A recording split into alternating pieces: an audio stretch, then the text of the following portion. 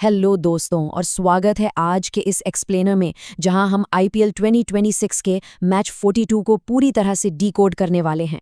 ये high stakes clash Gujarat Titans और royal Challengers Bengaluru के बीच होने वाला है और हम उन सारे स्टैट्स और स्ट्रैटेजीज को ब्रेक डाउन करेंगे जो इस मैच का नतीजा तय करेंगे। तो चलिए बिना किसी देरी के सीधे शुरू करते हैं। इस बेहद रोमांचक मुकाबले की शुरुआत में सबसे बड़ा सवाल यही उठता है, क्या आज मैदान पर आरसीबी का इतने सालों का एक्सपीरियंस जीतेगा या फिर गुजरात टाइटंस की प्योर एग्रेशन उन पर भारी पड़ेगी।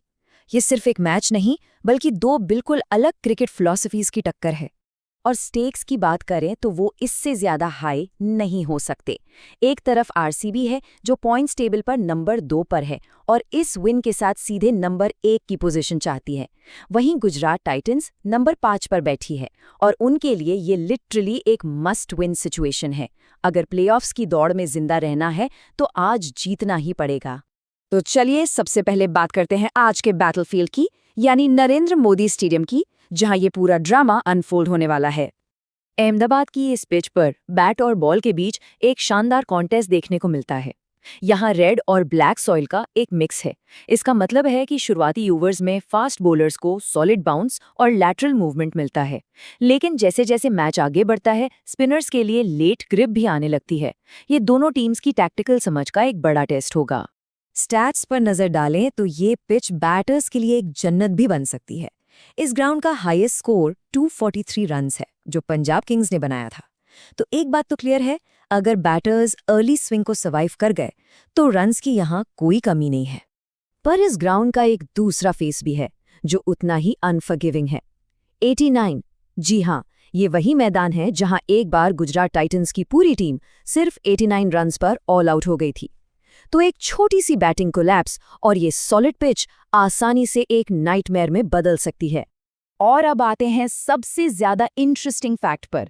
इन दोनों टीम्स के बीच इस ग्राउंड पर अब तक 7 मैचेस खेले गए हैं और क्या आप बिलीव करेंगे कि 100% टाइम्स हर एक बार स्कोर चेज करने वाली टीम ही जीती है। पहले बैटिंग करने वाली टीम का विन रिकॉर्ड लिटरली 0 है। ये ट्रेंड साफ इशारा करता है कि आज चेस करना कितना बड़ा एडवांटेज हो सकता है। चलिए अब थोड़ा आगे बढ़ते हैं और इन दोनों टीम्स की राइवलरी और उनके करंट मोमेंटम पर नजर डालते हैं। हिस्टोरिकली देखा जाए तो इनका हेड टू हेड रिकॉर्ड एकदम नेक एंड नेक रहा है। आरसीबी के पास 4 विन्स हैं और जीटी ने 3 बार बाजी मारी है। आरसीबी के पास एक स्लाइट साइकोलॉजिकल एज जरूर है क्योंकि उन्होंने इसी सीजन में एक मैसिव 205 रन्स का टारगेट इन्हीं के खिलाफ चेस किया था। दोनों ही टीम्स एक जबरदस्त विनिंग मोमेंटम के साथ यहां आई हैं। जीटी ने हाल ही में चेन्नई सुपर किंग्स जैसी मजबूत टीम को एक बहुत ही ग्रिटी मैच में हराया था और दूसरी तरफ आरसीबी तो दिल्ली कैपिटल्स को कंप्लीटली डिस्ट्रॉय करके आ रही है। फॉर्म के मामले में दोनों ही टॉप पर हैं। अब टाइम है होस्ट टीम की स्ट्रैटेजी समझने का। देखते हैं गुजरात टाइटंस का टैक्टिकल ब्लूप्रिंट आज क्या कहता है। जीटी की स्ट्रैटेजी पूरी तरह से उनके एक्सप्लोसिव टॉप 3 बैटर्स पर डिपेंड करती है, शुभमन गिल, जॉस बटलर और साई सुदर्शन।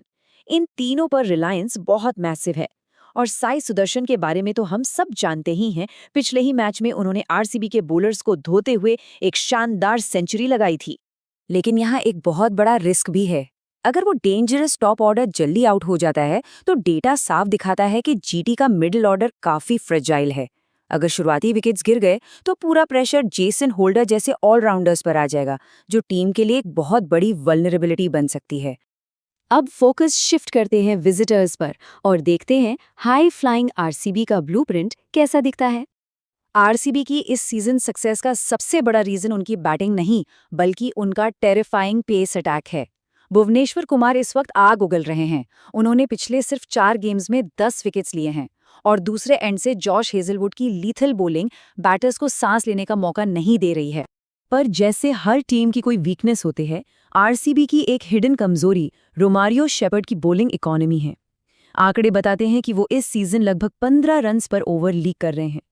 अगर मैच क्लोज हुआ तो यही एक ओवर फैसला पूरी तरह से बदल सकता है।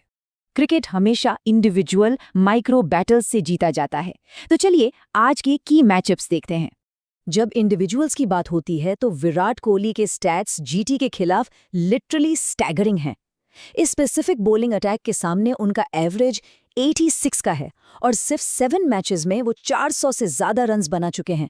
किंग कोहली जीटी के अगेंस्ट हमेशा एक अलग ही जोन में होते हैं।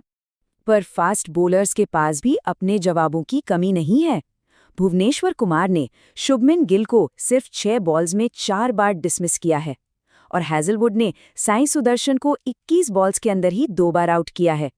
ये दोनों ड्यूल्स मैच का अर्ली टोन सेट करेंगे। तो इन स्टैट से एक बहुत ही इंपॉर्टेंट टैक्टिकल क्वेश्चन बनता है, अगर आरसीबी के पेसर्स ने शुरुआती पावर प्ले में ही गिल और सुदर्शन को आउट कर दिया, तो क्या जीटी का फ्रेजाइल मिडिल ऑर्डर इस अर्ली कोलैप्स को सर्वाइव कर पाएगा? ये इस मैच का सबसे बड़ा टर्निंग पॉइंट हो सकता है। पिच, स्टैट्स, फॉर्म और मैचअप्स को एनालाइज करने के बाद वक्त आ गया है फाइनल कॉल लेने का। आज की विक्ट्री का ब्लूप्रिंट एकदम क्लियर है। सबसे पहला स्टेप, टॉस जीतो और चेस करो। दूसरा, नए बॉल की अर्ली स्विंग को ध्यान से खेलो। और तीसरा, सबसे क्रूशियल पॉइंट, सेकेंड इनिंग्स में कृणाल पांड्या और राशिद खान जैसे स्पिनर्स का वाइजली यूज करो, क्योंकि उस वक्त पिच लेट ग्रिप ऑफर करती है। फैंटेसी क्रिकेट फैंस के लिए डेटा पूरी तरह से इन 4 प्लेयर्स को पॉइंट कर रहा है: रजत पटीदार, जॉश हेजलवुड, कगिसो रबाडा और भुवनेश्वर कुमार। ये एब्सोल्यूट गेम चेंजर्स हैं और आज इनके पास इस मैच को कंप्लीटली अपने कंट्रोल में लेने का पूरा पोटेंशियल है। इस एक्सप्लेनर के एंड में हम एक बहुत ही प्रोवोकेटिव थॉट के साथ रैप अप करेंगे। इस स्पेसिफिक राइवलरी में बैटिंग सेकंड करने वाली टीम का विन रिकॉर्ड एक फ्लॉलेस 100% है। तो क्या इस high stakes must win game का असली नतीजा प्लेयर्स के बैट और बॉल से पहले उस एक कॉइन टॉस पर ही डिपेंड करेगा? ये सोचना वाकई बहुत इंटरेस्टिंग है। देखते हैं आज क्रिकेट क्या नया इतिहास लिखता है।